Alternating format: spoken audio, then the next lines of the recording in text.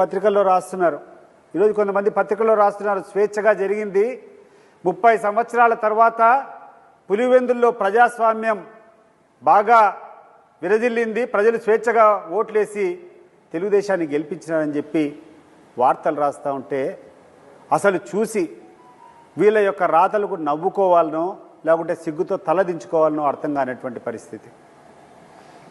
నేను అడుగుతున్నాను, ఈరోజు ఈ పత్రికలను అడుగుతున్నా, అక్కడటువంటి అధికారులను అడుగుతున్నా, అక్కడటువంటి తెలుగుదేశం పార్టీ నాయకులను అడుగుతున్నా, గతంలో పులివెందుల్లో భయానక వాతావరణం ఉన్నటువంటి విషయం వాస్తవం, నేను కూడా ఒప్పుకుంటున్న దానికి.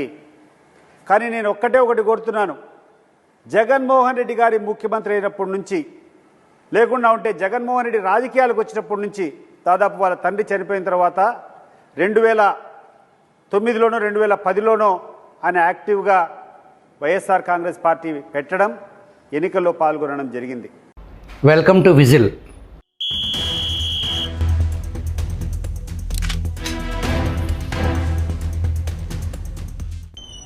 ఈ రాష్ట్రంలో 175 నియోజకవర్గాల్లో పులివెందుల అనేది గడిచిన 30 సంవత్సరాల నుంచి ఉమ్మడి ఆంధ్రప్రదేశ్లో కానీ విభజిత ఆంధ్రప్రదేశ్లో కానీ ఒక ప్రత్యేకమైన స్థానం. కానీ అక్కడ పరిస్థితులు, అక్కడ ప్రజాస్వామ్యం, 30 సంవత్సరాల నుంచి అక్కడ ఏం జరుగుతుంది అనేది విజిల్ ప్రేక్షకుల ద్వారా ప్రపంచానికి తెలియజేయడం జరిగింది. స్వయంగా పలుమార్లు విజిల్ క్షేత్రస్థాయిలో పులివెందులలో పర్యటించి పులివెందుల ప్రజలతో మాట్లాడటం జరిగింది. ప్రజాస్వామ్య చరిత్రలో ఇప్పటి వరకు పులివెందుల పోలంగడి సెంటర్లో డిజిటల్ మీడియా వచ్చిన తర్వాత ఒక కెమెరాతో అక్కడ మొట్టమొదటిసారిగా ఒక జర్నలిస్ట్గా వెళ్ళి అక్కడ ప్రజలను పలకరించింది విజిల్. ఆ ప్రయత్నం చేద్దాం అనుకునే వారికి అక్కడ రాజకీయ పరిస్థితులు అనుకూలించగా భయం గుప్పిట్లోకి ఆ ప్రాంతం నెట్టవేయబడిన తరుణంలో ఇప్పటి వరకు ఆ అవకాశం, ఆ ఛాన్స్ ఎవరు తీసుకోలేకపోయారు. అది విజిల్కి ప్రత్యేకం. అట్లాగే విభజిత ఆంధ్రప్రదేశ్ విడిపోయిన తర్వాత విభజిత తొలి ముఖ్యమంత్రిగా చంద్రబాబు నాయుడు గారు ముఖ్యమంత్రి హోదాలో మొదటిసారి పులివెందులలోకి అడుగుపెట్టినప్పుడు అప్పటి స్థానిక కడప ఎంపీ అయినటువంటి అవినాష్ రెడ్డి, ముఖ్యమంత్రి చంద్రబాబు నాయుడు ఒకే వేదిక పంచుకోవటం, ప్రోటోకాల్ ప్రకారం అవినాష్ రెడ్డి ఆ సభలో పాల్గొనటం, ముఖ్యమంత్రి పాల్గొన్న సభలో ముఖ్యమంత్రి ప్రసంగాన్ని అడ్డుకునే ప్రయత్నం చేయటం, ఆ సమావేశంలోనే అప్పటి ప్రభుత్వ పాలసీస్ని తప్పుబడుతూ వ్యతిరేక ప్రసంగాన్ని కొనసాగిస్తున్న దశలో అక్కడ ఒక సంఘటన జరిగింది. ఆ సంఘటనలో ఆ ప్రాంతానికి చెందిన అక్కుల గారి విజయ్ కుమార్ అనే యువకుడిని ఆ సంఘటన ఎలా మలుపు తిప్పింది, ఏంటి ఆ సంఘటన అని మనకు వివరించడానికి all the way from Pulivendula to Amaravati whistle స్టూడియోకి అక్కుల గారి విజయ్ కుమార్ మనతో ఉన్నారు. నమస్కారం. నమస్కారం అన్న. ఆ రోజు ఏం జరిగింది ఒకసారి ప్రేక్షకులకు వివరంగా తెలియజేస్తారా? ఆ రోజు జన్మభూమి కార్యక్రమం సందర్భంగా నారా చంద్రబాబు నాయుడు గారు గవర్నమెంట్ ప్రోగ్రాం జరుగుతూ ఉంది.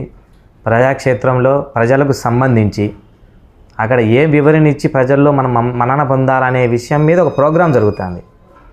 అంత పెద్ద ప్రోగ్రాంకి భారీ ఎత్తున జనాలు ఎప్పుడూ రాని విధంగా ఆ రోజు జనాలు కూడా రావడం జరిగింది. ఆ జనాలకు ఎక్స్ప్లెనేషన్ ఇస్తుంది. అక్కడ కృష్ణా నీళ్లను పారించినటువంటి చరిత్ర గురించి ఎక్స్ప్లెనేషన్లో అక్కడ డిస్కషన్ జరుగుతూ ఉంటే వైఎస్ అవినాష్ రెడ్డి వచ్చి అక్కడ ఉన్నటువంటి ప్రజల్లో ఒక ఎలాంటిదంటే సంబంధం లేని విషయాన్ని, చేయలేని విషయాన్ని ప్రజల్లో ఒక రకమైనటువంటి ధోరణి తీసుకోవాలని చెప్పి చూసినాడు. అంటే చేయని వాటిని కూడా మేము చేశామని, ఎవరో ఎత్తుకున్న పిల్లోని మేము మా పిల్లోడు అని చెప్పుకునే విధంగా చేసే పరిస్థితుల్లో అక్కడ ప్రజలంతా కుర్చీలు, ఇంకా వేరే విధంగా చెప్పాలంటే రాళ్ళు కట్టెలు కూడా వేసే పరిస్థితి ఉంది. కాకపోతే నారా చంద్రబాబు నాయుడు గారు ఉన్నారు కాబట్టి అక్కడ కొంతమేర పోలీస్ వ్యవస్థ ఆపినారు. నాకు ఆయన మాట్లాడే విధి విధానంపై నాకు నచ్చలే. ఏ ఇయర్ అది? అది 2018. నారా చంద్రబాబు నాయుడు గారు 30 సంవత్సరాల నుంచి వైఎస్ఆర్ పార్టీ కానీ వాళ్ళ కుటుంబ సభ్యులు కానీ రక్తం పారించి ఫ్యాక్షనిజం చేసి వాళ్ళ యొక్క రాజకీయ జీవితాన్ని పొందితే అలాంటి నేలపై కూడా కృష్ణా జలాలను పారించిన చరిత్ర నారా చంద్రబాబు నాయుడు గారిది, తెలుగుదేశం పార్టీది. అక్కడిక్కడ చంద్రబాబు నాయుడు గారుగా చేసింది వైఎస్ రాజశేఖర రెడ్డి గారు మాత్రమే చేశారన్నప్పుడు నేను సహించుకోలేకపోయాను. ఆ సంఘటన నాకు చాలా కలిసి వేసింది. ఒక తెలుగుదేశం పార్టీ వ్యక్తిగా కాకోకుండా, ఒక నాయకునిగా కాకోకుండా, ఒక యువకునిగా కాకోకుండా, సామాన్యునిగా నాకు ఆ రోజు మాట్లాడే మాటలు నాకు నచ్చక లాగేయడం జరిగింది.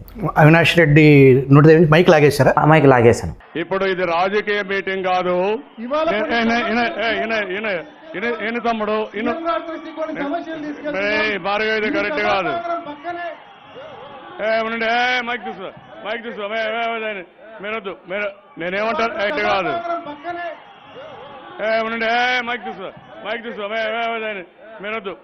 నేనేమంటాను ఇన తమ్ముడు ఒక మాట వినాలయ్యా, చెప్పింది వినాలా. గౌరవంగా ఉండాలి మీరు. గౌరవంగా లేకపోతే ఉద్యమం ఏమనేది.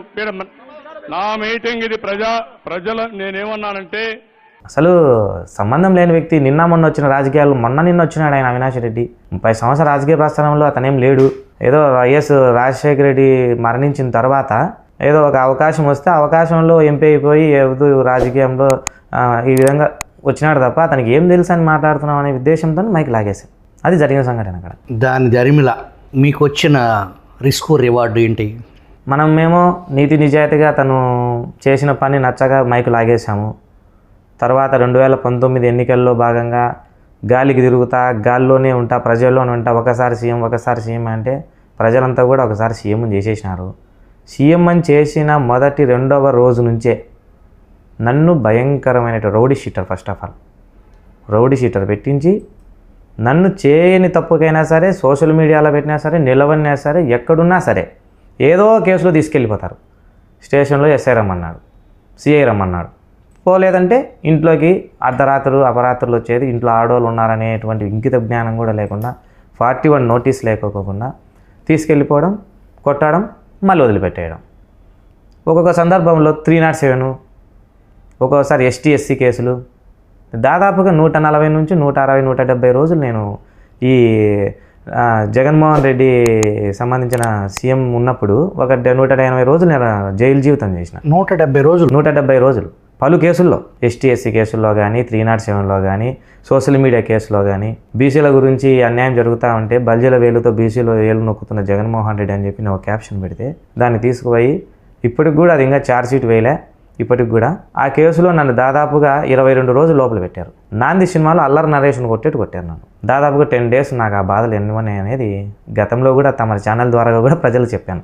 అంటే వీళ్ళు ఎలా ఉంటారంటే తాము చేసినది ఎవరికి తెలియనట్టుగా అనుకుంటా ఉంటారు.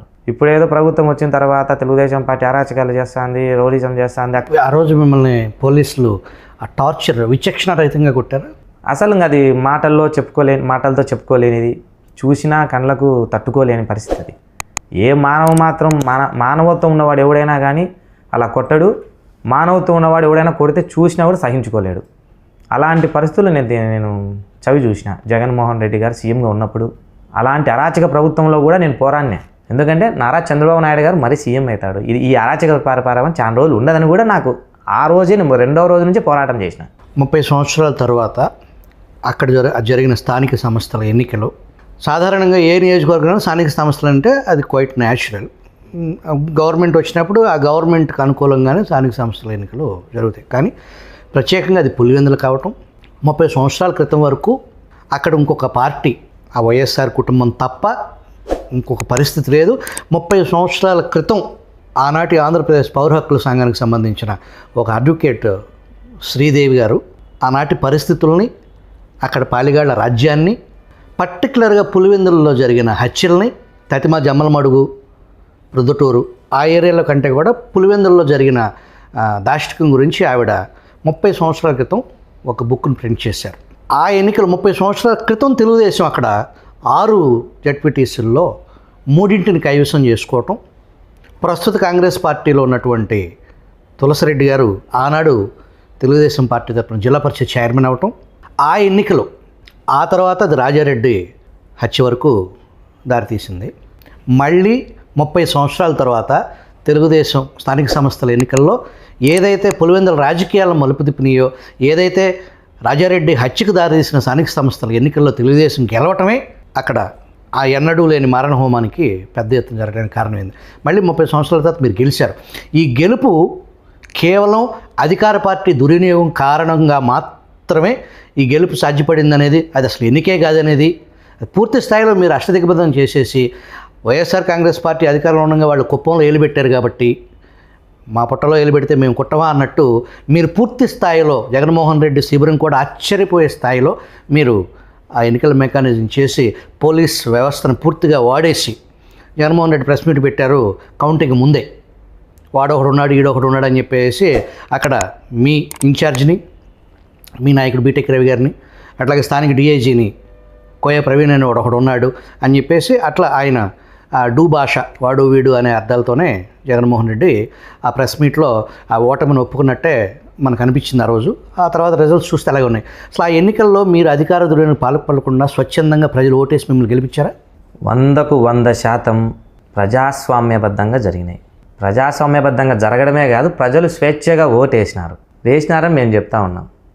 ఈ వద్దు వైకాపా పార్టీ కొంతమంది నాయకులు మాట్లాడుతూ ఉన్నారు. మీరు చెప్పిన విధంగానే 30 సంవత్సరాల రాజకీయ ప్రస్థానంలో వైఎస్ఆర్ పార్టీ కావచ్చు, వైఎస్ రాజారెడ్డి, రాజశేఖర రెడ్డి, వివేకానంద రెడ్డి, జగన్మోహన్ రెడ్డి, అవినాష్ రెడ్డిల రాజకీయ ప్రస్థానంలో ఈ 30 సంవత్సరాలలో ప్రజాస్వామ్యబద్ధంగానే మీరు ఎన్నికలు నిర్వహించాము మేము అని చెప్పి గుండెల మీద చెయ్యేసుకొని ఎక్కడైనా భగవద్గీత మీద చెయ్యేసి ప్రమాణం చేయగలరా? ప్రజాస్వామ్యబద్ధంగానే 30 సంవత్సరాల నుంచి మేము ఎన్నికలు నిర్వహించినామని బైబిల్ మీద ప్రమాణం చేయమని చెప్పు. ఒకవేళ ఎస్ మేము చేస్తాం, బైబిల్ మీద ప్రమాణం, మేము ప్రజాస్వామ్యబద్ధంగానే చేసామని అన్నారే అనుకో, వాళ్ళ లాంటివైన వ్యక్తులే కాబట్టి నేను కూడా ఒక మాట చెప్తా ఉన్నా. మీరు 30 సంవత్సరాల రాజకీయ ప్రస్థానంలో మీరు చేసిన ప్రజాస్వామ్యబద్ధంగా చేసిన ఎన్నికలు, రాజకీయం ఏ విధంగా అయితే ఉందో అలాంటి ప్రజాస్వామ్యాన్ని మేము కూడా చేశాము. అంటే మీరు ప్రజాస్వామ్యబద్ధంగా నిర్వహించినప్పుడు అలాంటిదే మేము కూడా చేసాం. నేను కూడా భగవద్గీత మీద ప్రమాణం చేయగలుగుతాను, చేస్తాను కూడా అని ముందుగానే మీకు చెప్తున్నాను. ఎందుకంటే భగవద్గీత మీద ప్రమాణం చేస్తున్నానంటే వాళ్ళు బైబిల్ మీద ప్రమాణం చేస్తాం, ఎక్కడికి రావాలో చెప్పు అంటే దానికి నేను ముందే చెప్తున్నాను. కాబట్టి వాళ్ళు ఎలాంటి రాజకీయాన్ని అవలంబించారో, ఎలాంటి ఎన్నికల నిర్వహణ ఏ విధంగా చేశారో ఆ పరిస్థితుల ముందు వాళ్ళు ఆత్మ పరిశీలన చేసుకోమను. మీరు ఒకవేళ జరగలేదు, పెట్రోల్ క్యాన్లను నమ్ముకున్నారు, సిరా చుక్కలు వేళ్ళ కంటలేదు, డబ్బులు వెదజల్లినారు, అధికార దుర్వినియోగం చేసినారు, మినిస్టర్లు ఇక్కడ ఉన్నారు, బూత్ క్యాప్చర్లు చేస్తున్నారు అనే మాట మాట్లాడుతున్న వైఎస్ అవినాష్ రెడ్డి, అక్కడే ఒక చల్లని రూపాయి రాచమల్లు శివప్రసాద్ ఇలాంటి వ్యక్తులందరికీ కూడా చెప్తా ఉన్నా నేను ఈ వేదిక నుంచి. మింగలేని వాడు మంగళవారం అన్నాడంట. మీకు చేతగాని రాజకీయము, మీకు ప్రజల్లో లేని తత్వాన్ని మీరు మళ్ళా పునరుద్ధరించుకొని రాజకీయాల్లో విశ్వాసం కోల్పోయినారు కాబట్టి ఇలాంటి మాటలు మీరు మాట్లాడుతూ ఉన్నారు. నిజంగా రాజశేఖర రెడ్డి గారు 2005లో సీఎంగా ఉన్నప్పుడు పులివెందుల నియోజకవర్గం, పులివెందుల అప్పుడు మొదటి మున్సిపల్ ఎన్నికల్లో పోటీకి ప్రతి ఒక్కరూ సన్నాహమై చివరి రక్తపు బొట్టు వరకు కూడా పోటీకి ఉంటే దాంట్లో పోటీ తత్వంలో అక్కడున్న కార్యకర్తలు కానీ నాయకులు కానీ చివరి వరకు ఉన్నారనే దురుద్దేశంతో రాజశేఖర రెడ్డి గారు సీఎంగా ఉంటే పులివెందుల్లో ఇంకా పోటీ కూడా ఉందా అనే మాట వస్తుందని చెప్పి ఆయన దగ్గర మెప్పు పొందేదానికి కార్యకర్తల ఇండ్ల మీదైతేమి, నాయకుల ఇండ్ల మీదైతేమి దోపిడీ చేసి వాళ్ళని విచక్షణారహితంగా కొట్టి చేసినది ఎవరు? ఏం గుర్తుకు లేదా? ఈనాడు ఒక ఆయన ఉన్నాడు, ఎవరో పెద్ద ప్రజాస్వామ్యం గురించి మాట్లాడుతున్నాడు. మా ఈ గట్టు నుంచి పోయి ఆ గట్టు పోయి మాట్లాడుతున్నాడు. సతీష్ రెడ్డి ఆయనే. ఏదో ఈ మధ్య కొత్త పేరు కూడా వచ్చింది, ఆయన కూడా సత్యపాల్ అంటున్నారు. అప్పుడు 2 రాష్ట్రాలకు దేశంలో పాల్గారెడ్డి ఉన్నారు, మా పులివెందులలో కూడా ఆయన సత్యపాల్ అంటున్నారు. ఆ సత్యపాల్ గారే స్వయంగా సొక్కా ఇప్పి స్టేషన్లో కూర్చోబెట్టారు ఆయన. ఆ ప్రజాస్వామ్యబద్ధంగా జరిగిన ఎన్నికల్లో ఈ ప్రజానాయకుడు అక్కడ కూర్చోబెట్టినాడు. అది ఆయనకే తెలియాలా, ఆయన అంత ఆత్మపరిశీలన చేసుకోవాలి. ఒకటి తెలుగుదేశం పార్టీ అంటే ఒక సిస్టమ్. రాజశేఖర్ రెడ్డి ముఖ్యమంత్రిగా ఉండగా రాజశేఖర్ రెడ్డి అప్రహతంగా వెలిగిపోతున్న దశలో కూడా ఈ సతీష్ రెడ్డి వ్యతిరేకంగా పోరాటం చేసినటువంటి ఆ హింసని ఎదుర్కొని కూడా రాజశేఖర్ రెడ్డి టైంలో, రాజారెడ్డి టైంలో దాష్టికాలను ఎదుర్కొని నిలబడిన సతీష్ రెడ్డి కేవలం జగన్మోహన్ రెడ్డి రాజకీయంలో ప్లేట్ ఫిరాయించి వెళ్ళటానికి కారణం ఏంటి అసలు? అక్కడ స్థానిక ప్రజలు ఏమనుకుంటారు? అక్కడ ఇక్కడ పోరాడింటే ఈ 30 సంవత్సరాల తర్వాత చరిత్ర అని ఈ చరిత్ర గురించి ఆ రోజే మాట్లాడుకునేవాళ్ళు కదా. ఈ చరిత్ర అనేది లేకుండా పోయినందు. ఆయన ఏ రోజు పోరాడే వ్యక్తి కాదు. పోరాడి ఉంటే సతీష్ రెడ్డి అనే వ్యక్తి ఈ తెలుగుదేశం పార్టీ కార్యకర్తల బతుకులు కానీ, తెలుగుదేశం పార్టీ పరిస్థితి కానీ ఏనాడో మెరుగుపడి ఉండిండేది. అంటే మీరు అనే అర్థం సతీష్ రెడ్డిని రాజశేఖర రెడ్డి కుటుంబం ఉద్దేశపూర్వకంగా ఒక డమ్మీ అభ్యర్థిని పెట్టుకుని నడిపించారనేది అనుకోవచ్చా?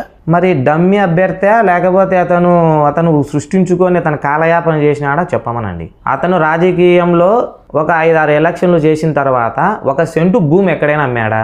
అమ్మలేదు. ఎక్కడైనా ఏమైనా ఎవరినైనా ఇబ్బంది పడి అన్నా ఈ సమస్య ఉందంటే నన్ను నమ్ముకొని మీరేం చేయొద్దండి, ఎందుకంటే నేను ఎక్కడెక్కడ ఉండిపోతా. ఈ తెలుగుదేశం పార్టీలో నన్ను నమ్ముకొని మీరు ఏదైనా గొడవలు పడితే కేసులకంటూ నేను రావాలంటే ఇక్కడ పరిస్థితులు వేరేగా ఉన్నాయి, లేవు అని చెప్పి భరోసా ఇచ్చేవాడు కాదు అతను. అలాంటి పరిస్థితుల్లో మళ్ళీ అతను రాజశేఖర రెడ్డి గారు సీఎం అయిన తర్వాత మళ్ళీ మెజార్టీ వాళ్ళకి ఎందుకు పెరుగుతా పోయింది?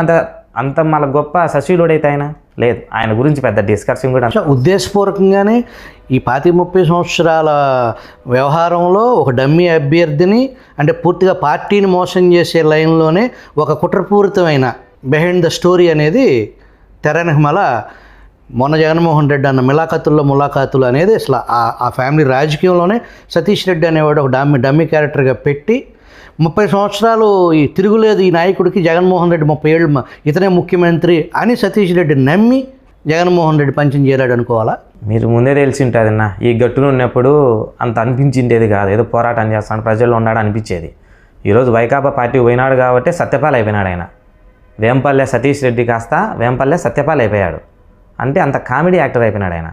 పెద్ద ఇంగ్లీష్ వర్డ్స్, పెద్ద స్పీచ్, పెద్ద తెలుగు వాక్యాలతో ప్రజాస్వామ్యము ఇంకొక ఏదో మాట్లాడుతూ ఉన్నాడు. కానీ అతని యొక్క విధి విధానాలు ఎప్పుడో డమ్మి అయిపోయినాడు ఆయన. కామెడీ యాక్టర్ అయిపోయినాడు అతను. పాల్ గారు ఎలాంటి పరిస్థితుల్లో ఎదుర్కొంటున్నాడో అలాంటి పరిస్థితులు అతను అంతే. ఇంకా అతని రోల్ గురించి మనం మాట్లాడుకోవాల్సిన అవసరం లేదు. ప్రస్తుతం ఏదైతే ఆ గెలుపుకి సంబంధించి ఏ ఫ్యాక్టర్స్ మిమ్మల్ని గెలుపు ప్రజలు మిమ్మల్ని ఎంచుకోవటానికి ఏ ఫ్యాక్టర్ పనిచేస్తుంది అక్కడ స్థానికంగా? అన్న 30 సంవత్సరాలలో ప్రజలంతా విసిగెత్తిపోయినారు.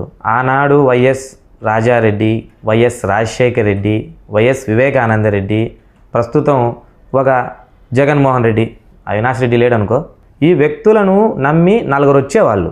ఆ కాలంలో నేను చెప్పే విధానం గురించి చెప్తున్నా. ఇప్పుడు ఆ 4 కాస్త మాకెందుకునైనా, వాళ్ళ ఇంట్లో ఉండే మనుషులనే చంపుకుంటున్నారు, మనం కాస్త వాళ్ళ దగ్గరికి వెళ్ళిపోతే మనకెందుకు ఈ రాజకీయం అనేటువంటి పరిస్థితికి వాళ్ళ దిగజారిపోయే పరిస్థితికి వచ్చింది వాళ్ళ ఫ్యామిలీ. కాబట్టి రాజశేఖర రెడ్డి చనిపోయిన తర్వాత వాళ్ళ మీద ఎవరికి నమ్మకాలు లేవు ప్రజలకు. కాకపోతే వాళ్ళు రౌడీజము, వాళ్ళు చేసే విధి విధానాలు, హింస, వాళ్ళు కేసులు పెట్టించడము, మళ్ళీ ఆస్తి నష్టము, ఇలాంటివన్నీ ఎన్నో చేసి ప్రజలు భయభ్రాంతికి గురయ్యేవాళ్ళు.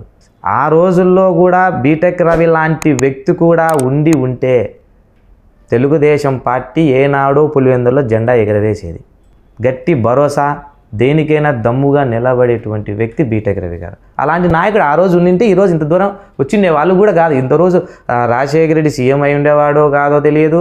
ఈరోజు రాష్ట్ర రాజకీయాల్లోనే కాకుండా దేశ రాజకీయాల్లో కూడా వీళ్ళు ఇలాంటి పేర్లు వినిపించి ఉండేదేమో కాదని అనుకుంటున్నా. ఎందుకంటే బీటెక్ రవి లాంటి వ్యక్తులు లేకనే వాళ్ళు ఇన్నాళ్ళు చలామణి అయ్యారు.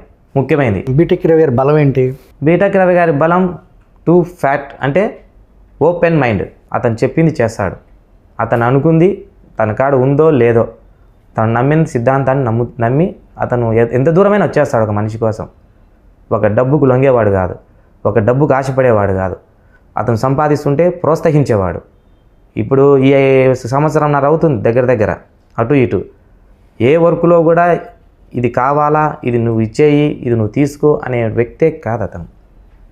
అతను ఎంతసేపు ఉన్నా అగ్రికల్చర్ మీద, తర్వాత ఇంకొక రియల్ ఎస్టేట్ మీదనో ఇలాంటి వచ్చేటువంటి పరిస్థితులు అతను ఎక్కడ ఏం పడుతున్నాడో కూడా ప్రజలకు తెలియదు. అది తీసుకొచ్చి ఉన్న కార్యకర్తలకు భరోసా ఇవ్వడం కానీ, లేకపోతే తెలుగుదేశం పార్టీని నమ్ముకున్న ప్రతి ఒక్కరికి అతను అండగా నిలబడినాడు. సతీష్ రెడ్డి ఒక తల్లి తండ్రి వదిలిపెట్టి పోతే, పిల్లోని వదిలిపెట్టి పోతే 2019 తర్వాత సతీష్ రెడ్డి దావలో తల్లిదండ్రులు లేని పిల్లల్ని వదిలిపెట్టి తెలుగుదేశం పార్టీని వదిలిపెడితే హక్కును చేర్చుకునేటువంటి వ్యక్తి బీటెక్ రవి.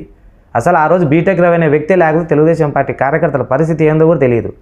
మళ్ళీ సతీష్ రెడ్డి మాట్లాడతాడు కార్యకర్తల గురించి, చంద్రబాబు నాయుడు గురించి, లోకేష్ గురించి. ఒక లాయరు, ఒక అడ్వకేటు, ప్రాక్టీస్లో ఉన్నాడు, ఒక సంబంధించి ఒక ఏజెంట్ ఫామ్స్ ఫిలప్ చేయడానికి వెళ్తే 2005లో రామకృష్ణారెడ్డి ప్రజెంట్ కూడా పులివెందులో ఉన్నాడు ఆయన. నువ్వు తెలుగుదేశం పార్టీ వాళ్ళకి సహకరించి ఏజెంట్ ఫామ్ ఫిలప్ చేస్తావు నువ్వు అని చెప్పి తీసుకెళ్ళిపోయి గోర్లను పెరికి విపరీతమైనటువంటి చావు దెబ్బలు కొట్టినారు. అవి సతీష్ రెడ్డి గుర్తుకు రాలే. అవినాష్ రెడ్డి ఆ ఫీల్డ్లో కూడా లేడు అప్పుడు. ఆ కాలంలో ఏడున్నాడో కూడా తెలియదు ఆయన ప్రజాస్వామ్యం గురించి, పులివెందుల గొప్పతనం గురించి మాట్లాడతాడు. కాబట్టి పులివెందుల్లో ప్రజాస్వామ్యబద్ధంగానే జరిగినాయి. 30 సంవత్సరాలలో మీరు ఎలాంటి రాజకీయాలు చేశారో, ఎలాంటి ఎన్నికలు మీరు నిర్వహించారో అలాంటి విధంగానే అంతకన్నా అద్భుతంగా మంచిగా ప్రజాస్వామ్యబద్ధంగా జరుగుతున్నాయి. అవినాష్ రెడ్డి మీడియాతో మాట్లాడుతూ పులివెందుల లేదా కడప ప్రజల మనసు గెలవాలంటే ప్రేమ తప్ప వేరే మార్గం లేదు, ప్రేమ ద్వారానే గెలవాలి, అది మీకు సాధ్యపడదని చెప్పేసి అన్నాడు.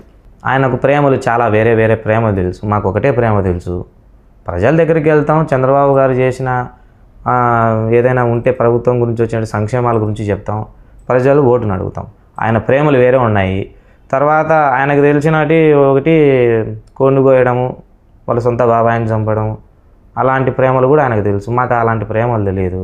ఆయన ప్రేమగా చంపించి ఉండిండొచ్చు నాకు తెలిసి. ఎందుకంటే అది అందరికీ తెలిసిన విషయం. వివేకానంద రెడ్డిని ప్రేమగా చంపినాడని మేము అనుకుంటున్నాం. ఎందుకంటే అతను వెళ్ళిపోతే మాకు రాజకీయ జీవితం ఉంటుందని చెప్పేసి. వివేక హత్య మొన్న జరిగిన ఎన్నికల్లో ఏదైనా ఫ్యాక్టర్గా ప్రజలు ఆలోచించారా? అసలు ఈరోజు ఎన్నికల్లోనే కాదు, అసలు లక్షల్లో గెలిచి ఓటు మెజార్టీ వచ్చిన వాళ్ళకి 65,000 ఓట్లతోనే ఎంపీ అవినాష్ రెడ్డి ఎందుకు గెలిచాడు? అది ఒకటి ఆలోచించాలా.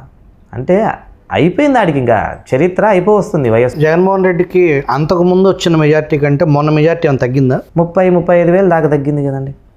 35,000 మెజార్టీ తగ్గింది మొత్తం మీద. ఎందుకంటే చంద్రబాబు నాయుడు గారి మీద అపోనెంట్గా సీఎం క్యాండిడేటు కాబట్టి ఇక్కడ ఏమైనా ఇతను మళ్ళీ సీఎం అయితే ఇక మన కానీ ఇబ్బంది అవుతామని కొంచెం భయాందోళనలో కొంతమేర ఓటు అక్కడ చేసినారు కొంతమంది. అంతే తప్ప నెక్స్ట్గా నాకు తెలిసి జగన్మోహన్ రెడ్డి గెలిచే పరిస్థితి కూడా లేదు.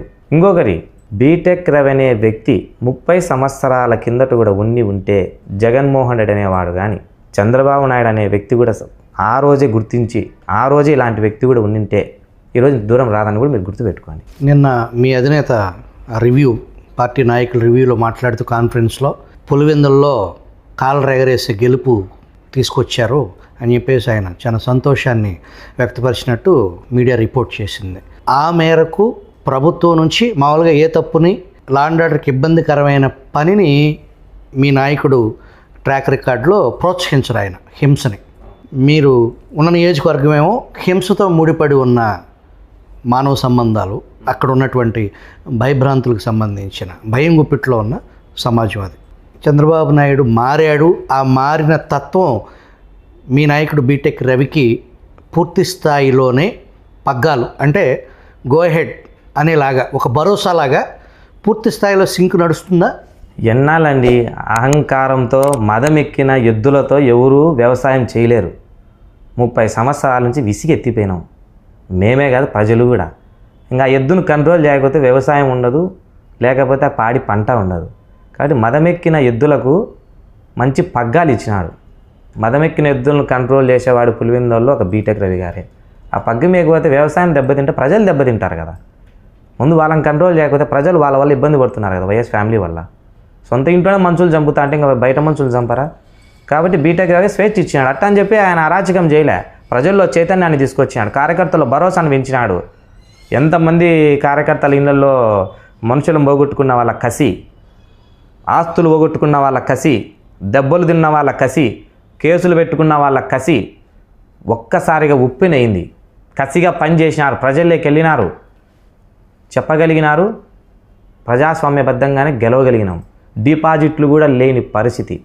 వైఎస్ వివేక దారుణ హత్య సంఘటనని ముందు గుండెపోటుగా, తర్వాత నారాసుర రక్త చరిత్రగా, ఆ తర్వాత బీటెక్ రవి, జమ్మలమడుగు ఆదినారాయణ రెడ్డి తదితరులు ప్రధాన కారకులు అని చెప్పేసి ఆరోపించటం, ఆ దిశగా ఇన్వెస్టిగేషన్ చేయాలి, ఆ దిశగా బీటెక్ రవిని కస్టడీలోకి తీసుకుని టార్చర్ చేయాలి అనే దశని అంటే వైఎస్ఆర్ పార్టీ కానీ జగన్మోహన్ రెడ్డి కూటమి ముందుగానే ఊహించిందా? బీటెక్ రవి రాబోయే రోజుల్లో థ్రెట్గా పరిగణిస్తాడు మనకని.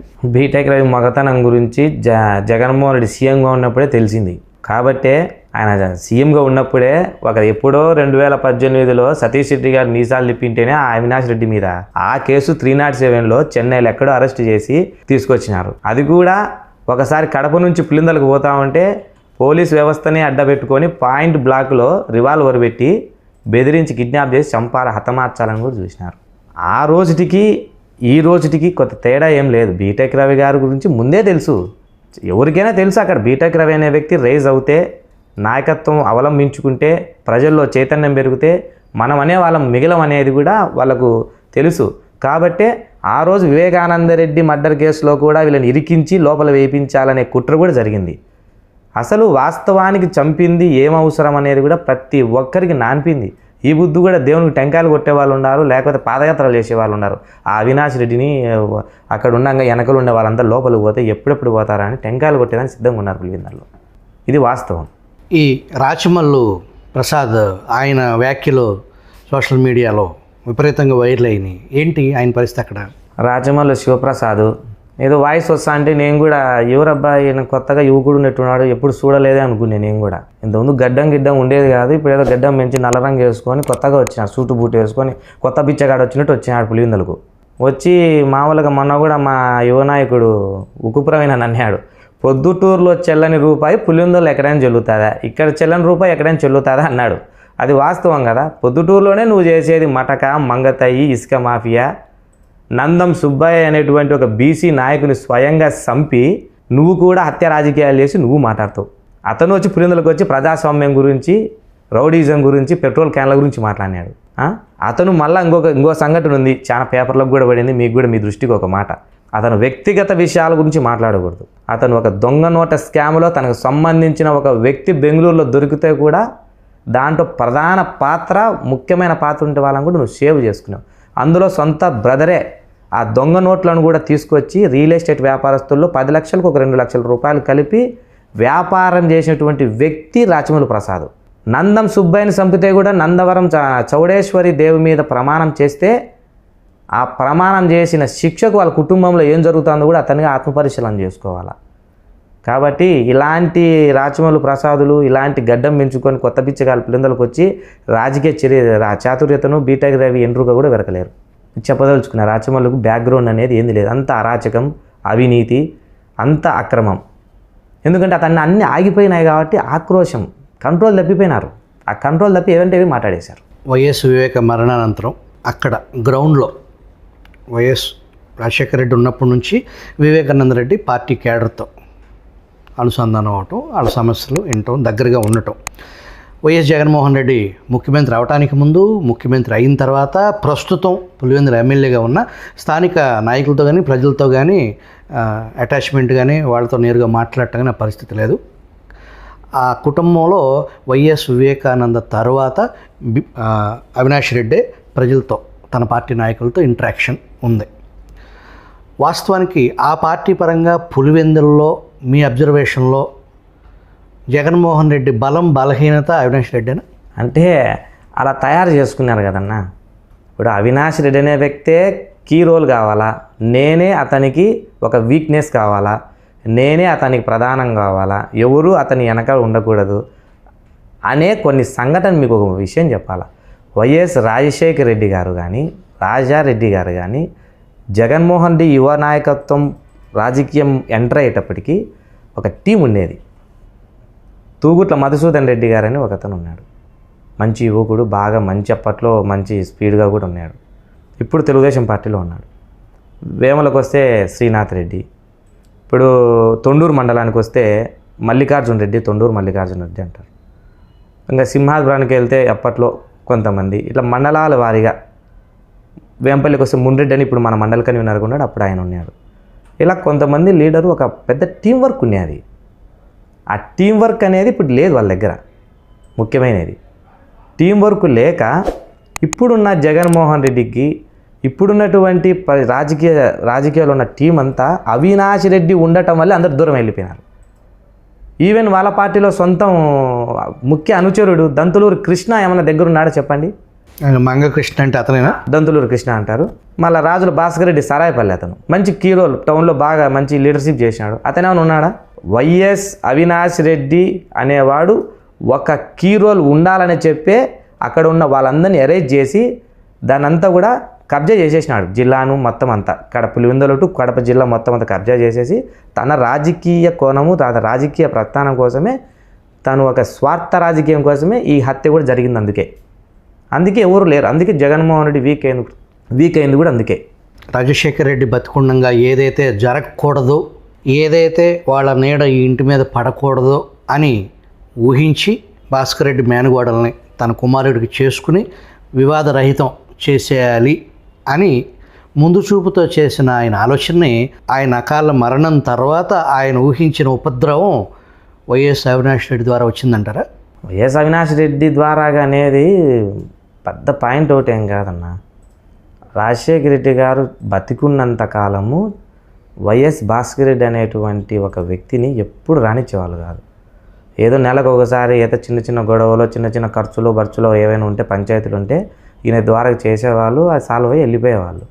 ఆయన ఉన్నంతకాలం వివేకానంద ఉన్నంతకాలం దగ్గర ఇంట్లోకి కూడా రానిచ్చేవాళ్ళు కాదు వీళ్ళు.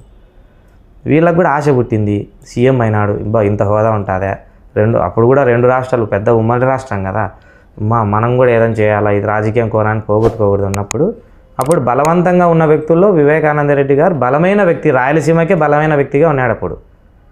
అలాంటి పరిస్థితుల నుంచి రాజశేఖర రెడ్డి చనిపోయిన తర్వాత వివేకానంద రెడ్డి అప్పుడే జస్ట్ కాంగ్రెస్ సీఎం సీటు కోసం ఒక గొడవ స్టార్ట్ అయిన తర్వాత సపరేట్ పార్టీ పెట్టడము, వివేకానంద రెడ్డి గారు అక్కడే ఒక క్యాబినెట్ మినిస్టర్గా అతను ఉండటము, అవన్నీ సమీకరణాలతో కుటుంబ విచ్ఛిన్నం అయిపోయింది.